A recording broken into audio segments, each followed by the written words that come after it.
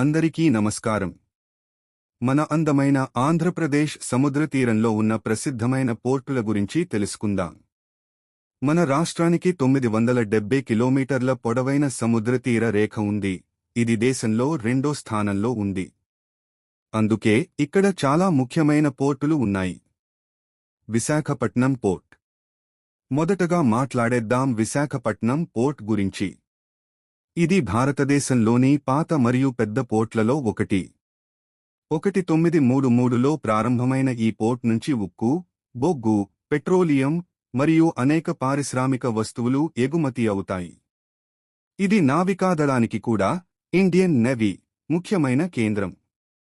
తర్వాత గంగవరం పోర్ట్. ఇది విశాఖపట్నం దగ్గరే ఉంది.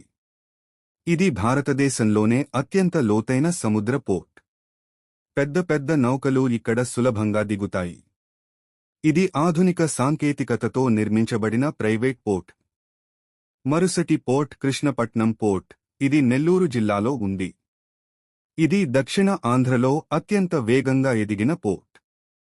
ఇక్కడ నుంచి బొగ్గు, ఇనుము, సిమెంట్, ధాన్యం వంటివి విదేశాలకు పంపుతారు. ప్రస్తుతం ఇది అదానీ గ్రూప్ నిర్వహిస్తోంది.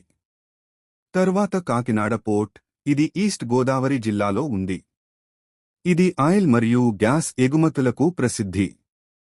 ఇక్కడ ఫిషింగ్ హార్బర్ కూడా ఉంది. అందుకే దీన్ని ఫిషింగ్ సిటీ అని కూడా అంటారు. చివరగా మచిలీపట్నం పోర్ట్. ఇది చారిత్రక ప్రాముఖ్యత కలిగిన పోర్ట్. పాత రోజుల్లో ఇది యూరోప్ దేశాలతో వ్యాపారం చేసేది. ఇప్పుడు దీన్ని ఆధునికంగా అభివృద్ధి చేస్తున్నారు. ఇలా మన ఆంధ్రప్రదేశ్ తీర ప్రాంతం ఆర్థికంగా బలపడటానికి ఈ పోర్టులు కీలక పాత్ర పోషిస్తున్నాయి. మరుసటి వీడియోలో ఇంకో ఆసక్తికరమైన విషయంతో కలుద్దాం.